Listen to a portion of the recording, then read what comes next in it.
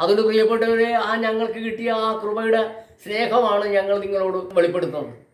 അതുകൊണ്ട് ഞങ്ങളെ ഉപദ്രവിച്ച് ഞങ്ങളുടെ വായടക്കാവുന്നോ, ഞങ്ങളെ കൊന്നിട്ട് ഇത് പറയാതിരിക്കാവുന്നോ എന്ന് നിങ്ങൾ വിചാരിച്ചാൽ നിങ്ങളാണ് സ്തോത്രം തോറ്റുപോകുന്നത്. കാരണം ഒരിക്കലും ഇത് തോക്കത്തില്ല. ദൈവത്തിൻ്റെ ശക്തിയും ദൈവത്തിൻ്റെ കൃപയും ദൈവത്തിൻ്റെ സ്നേഹവും ഒരിക്കലും തോറ്റുപോകത്തില്ല. ആ ദൈവത്തിൻ്റെ സ്നേഹവും ദൈവത്തിൻ്റെ കൃപയും ദൈവത്തിൻ്റെ ശക്തിയും അത് വർദ്ധിച്ചുകൊണ്ടിരിക്കും. ലോകത്തിൻ്റെ അവസാനം വരെ ഇതാ നിലനിൽക്കത്തുള്ളൂ. അതുകൊണ്ട് പ്രിയപ്പെട്ട സഹോദരന്മാരെ, നിങ്ങൾ മനസ്സിലാക്കണം, നിങ്ങളെ രക്ഷിക്കുവാൻ വേണ്ടി, നിങ്ങളെ സ്നേഹിച്ചുകൊണ്ട് നിങ്ങൾ നശിച്ചു പോകാതിരിക്കുവാൻ നിങ്ങൾക്ക് വേണ്ടിയാണ് ഞങ്ങൾ ഈ ലോകത്തോട് ഈ സത്യം വിളിച്ചു പറയുന്നത്. ഓരോ രാജ്യങ്ങളും ഓരോ സംസ്ഥാനങ്ങളും ഓരോ ജില്ലകളും ഓരോ താലൂക്കുകളും നിങ്ങൾ താമസിക്കുന്ന നിങ്ങളുടെ ഓരോ ഏരിയയിലും നിങ്ങൾ നോക്കുവിൻ. ഈ സത്യസുവിശേഷം പ്രസംഗിച്ച് നടക്കുന്നവരല്ലാതെ കണ്ട് ആരാകുന്നു മറ്റുള്ളവരെ സ്നേഹിക്കുന്നവർ? ലോകം മുഴുവനുമുള്ള ജനങ്ങൾ മദ്യപാനികളും പിടിച്ചുപറിക്കാരും കൊല്ലുന്നവരും വ്യഭിചാരികളുമായി നശിച്ചു പോകുമ്പോൾ ഈ സത്യസുവിശേഷം പറഞ്ഞു നടക്കുന്ന ഒരു കൂട്ടന് മാത്രമല്ലേ നിങ്ങളെ സ്നേഹിക്കുവാനുള്ളൂ? അവർ വല്ലതും നിങ്ങളെ പിടിച്ചു പറിക്കുന്നുണ്ടോ? നിങ്ങളൊന്ന് മനസ്സിലാക്ക്. ഇത്രയും കാലമായല്ലോ ഇവിടെ നടക്കുന്ന സംഭവങ്ങൾ എന്താണെന്ന് നിങ്ങൾക്കൊന്ന് മനസ്സിലാക്കാൻ പറ്റുള്ളൂ.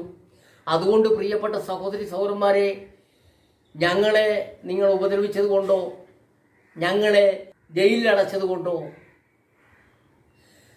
ഞങ്ങളെ കൊന്നത് കൊണ്ടോ ഞങ്ങളുടെ വായടക്കാമെന്ന് നിങ്ങൾ വിചാരിക്കുന്നെങ്കിൽ നിങ്ങൾക്കാണ് തെറ്റുപറ്റിയിരിക്കുന്നത്. ഇത് ലോകത്തിൻ്റെ അവസാനം വരെ ഈ സത്യസുവിശേഷം പ്രസംഗിച്ചുകൊണ്ടിരിക്കും.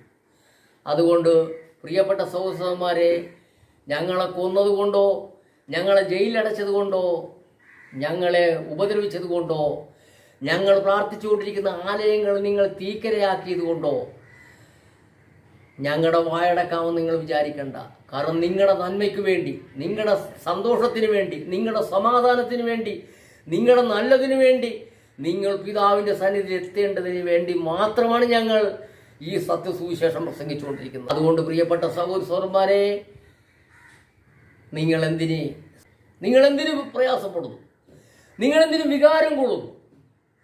ഒരു മതം ഒരു മനുഷ്യൻ രക്ഷിക്കുമോ?